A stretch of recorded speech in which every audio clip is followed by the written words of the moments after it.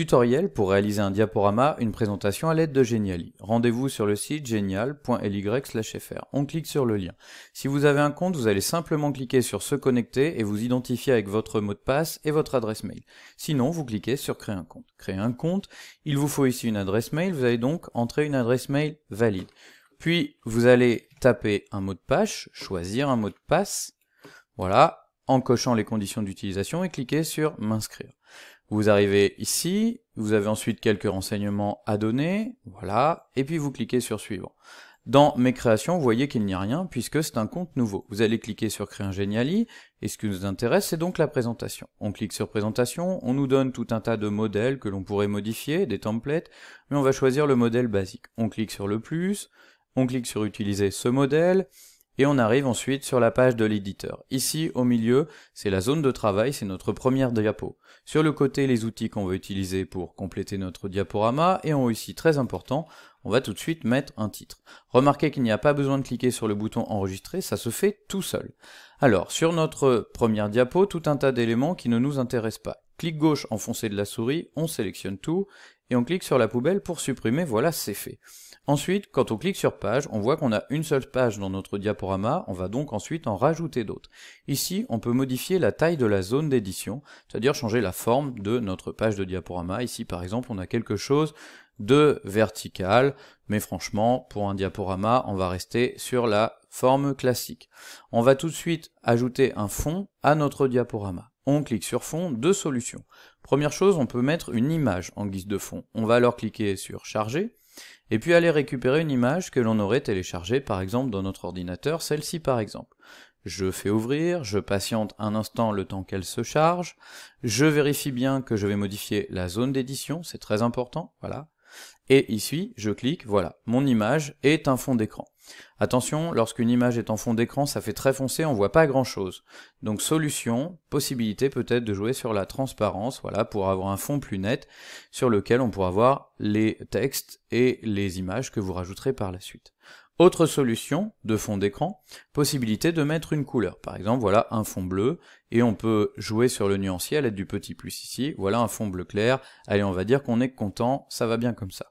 On a une seule page, on va donc en rajouter d'autres en cliquant ici sur cette icône qui signifie dupliquer. En fait, on fait tout simplement des copier-coller de pages et on en fait autant qu'on veut, peu importe, si à la fin on en a trop, c'est pas un problème, on peut supprimer ce qu'il y aura en trop. Voilà, c'est fait.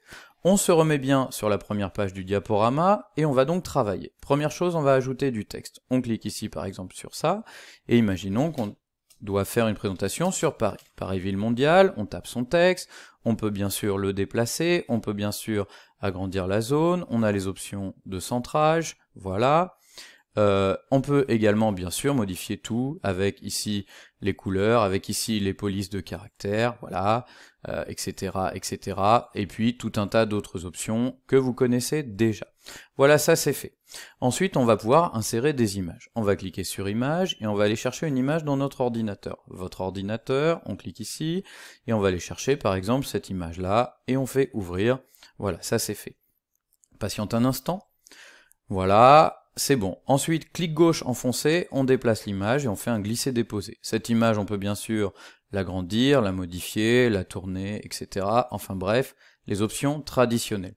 Très intéressant, si on ne souhaite conserver qu'un morceau de l'image, on a ici l'outil découper. On clique sur découper, et puis par exemple, on va décider de sélectionner seulement ce morceau-là, et on valide. Voilà, on patiente un instant le temps que tout s'enregistre, et puis vous voyez, et bien ensuite, c'est fait. Voilà. On peut également, si on le souhaite, eh bien, mettre notre image dans un cadre, voilà, si on veut faire quelque chose d'un peu plus élégant, voilà, c'est fait. Première page, c'est bon, on passe sur la deuxième. Page 2, on va faire le sommaire. Tiens, par exemple, si cette police de caractère nous plaît bien, on va sélectionner notre texte, et puis on va faire un copier, on retourne sur la page 2, et ici on fait un coller, voilà. Comme ça, on n'a pas besoin de refaire les mises en page de couleurs et de police de caractère, on garde notre format. Sommaire, c'est fait. Ensuite, dans texte, on a la possibilité d'avoir des puces classiques ou des puces numérotées. Prenons les puces classiques, par exemple, voilà. Et donc ici, par exemple, on va faire un premier point Paris historique, voilà. Deuxième point, le quartier de la Défense, etc. Et puis on en fait autant qu'on veut. aucun problème. Ensuite, bien sûr, on peut modifier sans difficulté la police de caractère, voilà, pour placer notre sommaire comme on veut. Voilà. Donc là, vous avez compris le principe, ça c'est OK. Ensuite, page suivante, eh bien allons-y, par exemple, le pari historique. Allez, on recommence l'opération, on fait un copier, on retourne ici sur la page 3, on fait un coller, et puis allons-y, pari historique, aucun problème, voilà. Alors tiens, par exemple, justement, pari historique, on voudrait mettre une photo des Champs-Élysées. Eh bien justement, sur Internet, on cherche des photos des Champs-Élysées. Alors, idéalement, on va chercher des photos libres de droit, que l'on peut réutiliser et modifier, voilà. Et puis, comment faire? Deux solutions. Soit, eh bien, on va cliquer sur l'image et l'enregistrer dans notre ordinateur, c'est la première solution. Soit on peut tout simplement décider de faire un clic droit, et ici, vous voyez, de copier l'adresse de l'image. Pas copier l'image, hein, copier l'adresse. On clique, on retourne dans notre Geniali, on va dans Images, et on dit qu'on veut cette fois insérer une image à partir d'une URL, c'est-à-dire d'une adresse. On clique là, on fait un clic droit, on colle, et on valide. L'image va s'insérer. Ah non, elle n'a pas voulu, alors peut-être on va en prendre une autre. Celle-ci par exemple, allons-y. Copier l'adresse de l'image. Voilà, on valide, et voilà c'est fait. Et ensuite on a juste à glisser notre image, vous voyez, aucun problème. Lorsqu'on fait un diaporama, on essaie d'indiquer la source des images, donc c'est pas compliqué, hein. On va ouvrir une zone de texte, voilà, qu'on va mettre par exemple en dessous. Et puis la source de l'image, regardez, elle est juste ici. Voilà. Hop. On va prendre le site sur lequel on a trouvé bien, notre image. Voilà, on va coller ça là-dedans. Et voilà. Bien sûr, on peut faire quelque chose de plus petit pour les sources. Voilà, l'essentiel c'est que ce soit indiqué. Voilà, ça c'est fait. Et puis ensuite, bien, vous pouvez continuer comme ça à l'infini sur votre diaporama en rajoutant tout un tas de choses. Tiens, si vous voulez rajouter des vidéos, tiens par exemple vous avez trouvé bien une vidéo qui est intéressante, voilà, on va supprimer tout ça. Ici vous avez trouvé une vidéo sur YouTube qui présente par exemple un survol de Paris, et ça vous semble pas mal à utiliser.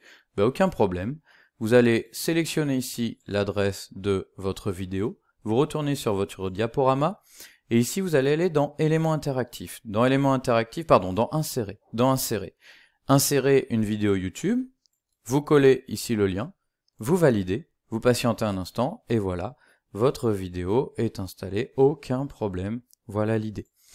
Ensuite, dernière chose, vous avez la possibilité de rajouter des liens vers tout un tas de choses. Tiens, par exemple, voilà, je vais sélectionner à nouveau une image dans mon ordinateur. Donc idéalement, il aurait fallu que je mette la source, voilà, par exemple la Défense. Je patiente un instant, je mets ici ma photo, et puis je voudrais avoir un lien vers un site internet. Eh bien, c'est pas compliqué, je vais faire une recherche tout simplement, voilà, Paris La Défense. Ici, je trouve un site intéressant, là par exemple la Défense, voilà, les actualités sur ce quartier, voilà, c'est un site officiel. Et donc comment faire pour le référencer? Eh bien, je vais tout simplement rajouter une petite puce d'interactivité. Je clique ici, j'ai tout un tas de boutons ou de marqueurs, tiens par exemple, voilà, je vais sélectionner celui-là, je le place ici, voilà, je peux l'agrandir, le rétrécir, modifier la couleur, peu importe.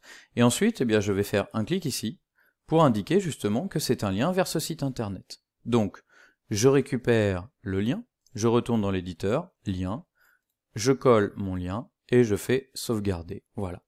Aucun problème. Dernière chose, vous pouvez avoir envie de mettre des légendes sur vos images.